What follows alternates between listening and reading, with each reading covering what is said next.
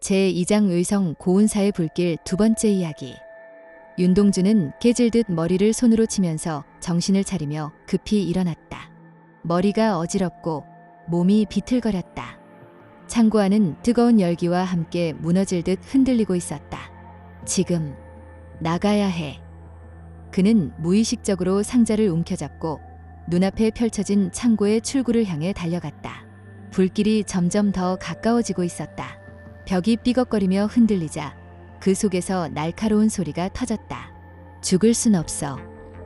윤동주는 발을 헛디디지 않으려 했으며 힘껏 몸을 돌려 창고 밖으로 향했다. 그는 마지막 힘을 짜내며 급하게 달려나갔다. 바람과 함께 불길이 그의 뒤를 쫓고 있었다. 창고를 빠져나가자마자 뜨거운 기운이 뒷덜미를 스쳤고 한숨을 내쉬며 그저 앞으로 나아갔다. 이제 살아남아야 한다. 윤동주는 살아남기 위한 본능만이 남아있었다. 윤동주는 창고 밖으로 나가자마자 온몸에 닥친 뜨거운 열기를 느꼈다. 하늘은 붉게 타오르고 주변은 온통 불바다였다. 불꽃이 하늘로 치솟으며 연기가 휘몰아쳤다. 숨조차 제대로 쉬기 어려울 정도로 공기는 뜨겁고 땅은 열기와 연기로 가득 차 있었다. 이럴 수가. 그는 잠시 멈춰섰다. 그 앞에 펼쳐진 불길 속에서 모든 것이 불타고 있었다. 고운사의 건물들은 이미 불길에 휩싸여 무너지고 사람들의 비명과 소리가 공기를 가르며 퍼져나갔다. 윤동주는 빠르게 달려가며 머릿속이 어지러웠다.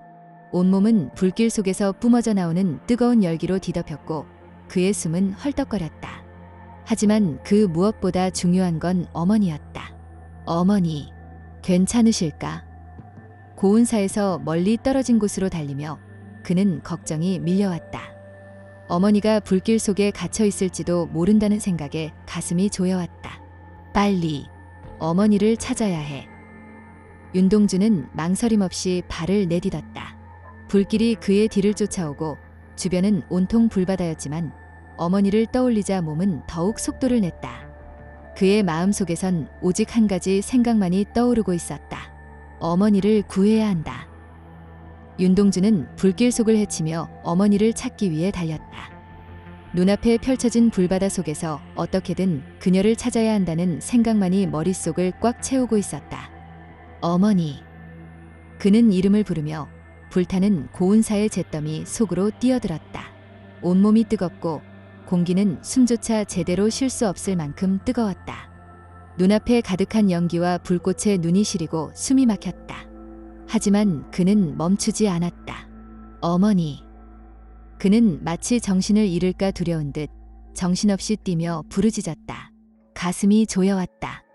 어머니가 그 불길 속에 갇혀 있을 수도 있다는 생각에 마음이 찢어졌다. 그 순간 멀리서 어머니의 모습이 보였다. 그녀는 그를 보고 놀라며 손을 흔들었다. 동주야, 여기야. 윤동주는 눈썹을 휘날리며 달려갔다. 어머니가 무사하다는 사실에 그 순간만큼은 세상의 모든 고통을 잊은 듯했다. 다행히 어머니는 다친 곳이 없었다. 윤동주는 어머니의 손을 꼭 잡고 숨을 돌리며 안도의 한숨을 내쉬었다. 그녀는 얼굴에 먼지를 덮고 있었지만 몸은 멀쩡했다. 어머니, 괜찮으세요? 윤동주는 어머니의 상태를 확인하듯이 다시 한번 물었다. 어머니는 고개를 끄덕이며 힘겹게 웃었다. 그 말을 듣고 윤동주는 고개를 숙이며 그동안 얼마나 걱정했는지 몰랐다. 고운사의 불길 속에서도 어머니를 찾을 수 있어 정말 다행이었다. 어머니, 이제 안전한 곳으로 가야 합니다. 더 이상 여기 있을 수 없습니다. 윤동주는 어머니의 손을 꼭 잡고 다시 길을 떠났다. 불길은 여전히 뒤쫓고 있었지만 이젠 두 사람이 함께 있는 것이 가장 중요한 일임을 깨달았다.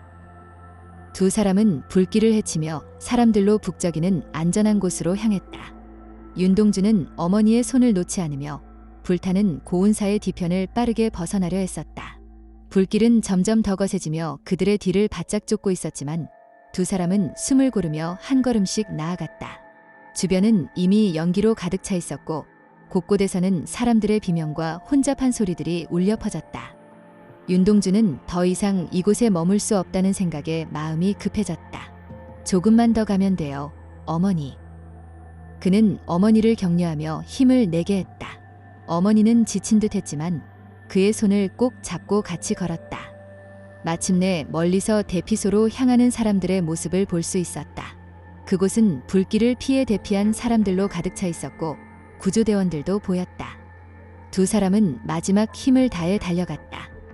마침내 안전한 곳에 도달한 그들은 숨을 돌리며 안도감을 느꼈다. 사람들이 모여있는 곳에 도착하자 윤동주는 어머니와 함께 그 자리에 앉아 숨을 고르며 이 모든 일이 지나가기를 바랐다. 이제 괜찮아요.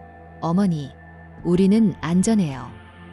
윤동주는 어머니에게 말하며 불길 속에서 살아남은 자신과 어머니가 얼마나 소중한 존재인지를 다시 한번 깨달았다. 윤동주는 불에 그을린 옷차림 그대로 지친 몸을 이끌고 어머니를 부축해 마을 가장자리에 있는 낡은 집까지 모시다 드렸다. 한 걸음 한 걸음이 무거웠지만 그는 어머니의 손을 놓지 않았다. 어머니의 숨소리, 가녀린 발걸음, 그 하나하나에 신경을 곤두세우며 묵묵히 걸었다.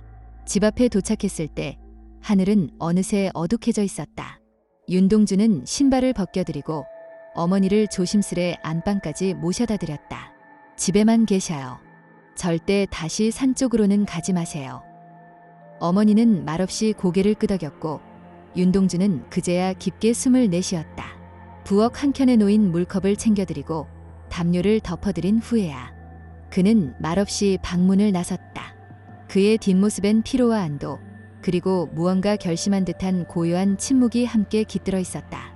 밤하늘엔 아직 연기가 떠 있었고 산 쪽엔 아직 붉은 빛이 어른거렸다. 어머니를 무사히 집에 모셔다 드린 윤동주는 대문 앞에서 조용히 숨을 고른 뒤 작은 승용차에 몸을 실었다. 운전석에 앉자마자 등받이에 몸을 깊이 기대었다. 손은 아직 떨리고 있었고 온몸엔 피로가 내려앉아 있었다. 하지만 눈은 맑았다. 그는 천천히 시동을 걸고 헤드라이트를 켰다. 밤길은 적막했다. 의성에서 대구 현풍까지 이어지는 국도 위. 가로등 사이사이로 그림자가 지나가고 라디오에선 트로트가 희미하게 흘러나왔다. 윤동주는 말없이 운전대를 잡고 달렸다.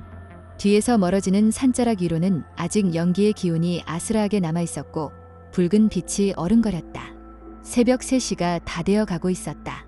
현풍의 좁은 골목 끝, 그가 사는 원룸 앞에 도착했다. 윤동주는 조용히 차 문을 닫고 천천히 계단을 올랐다. 익숙한 문고리를 잡고 들어선 그의 방엔 변한 건 하나도 없었다. 하지만 그는 알고 있었다. 자신은 이제 전혀 다른 세계에 발을 들였다는 걸. 그는 조용히 신발을 벗고 현관에 걸터앉아 숨을 고르며 혼잣말처럼 중얼였다. 겨우 하루가 지난 건데 세상이 바뀌어 버렸네. 가방 속 그가 품고 온 2권의 책이 미묘하게 떨리고 있었다. 방은 너무 조용했다. TV는 꺼져 있고 냉장고는 가동 소음조차 들리지 않았다. 창문 틈으로는 간간히 오토바이 배달음만 들렸다가 다시 사라졌다. 윤동주는 책상 앞 의자에도 앉지 못하고 바닥에 등을 기댄 채 무릎을 세우고 앉아 있었다. 형광등 불빛은 그의 그림자를 벽에 흐리게 투사했다. 책상 위에 놓인 2권의 책 칠홍 기록경 과진 본국검법서는 정확히 그의 시야선에 있었다. 그는 5분째 바라만 보고 있었다. 손은 무릎 위에서 떨어질 듯 떨렸고 혀는 말라붙었고 입은 다친 지 오래였다. 이거 펼치면 진짜 시작인 거다. 그는 속으로 말했다. 근데 진짜 이걸 내가 한다고. 가슴 한가운데서 무언가 뭉쳐져 있었다. 말로 설명할 수 없는 공포였고 그보다 더 큰 건 현실감이었다. 이건 게임도 아니고 소설도 아니고 애니도 아니었다. 그는 지금 현실에서 누군가를 찢어야 했다. 사람을 찢는 검이라. 왜 하필 나냐고. 벽 쪽으로 시선을 돌리면 언제 샀는지 모를 캐로로 소대 피규어가 먼지에 덮여 있었다. 그 옆에 쌓인 슬램덩크 단행본. 한 장 한 장 아껴 읽던 그 시간들이 떠올랐다. 그때 그는 세상에 상처받지 않았고 상처 줄 일도 없었다. 지금은 칼을 들어야 한다. 그것도 누군가의 심장을 향해.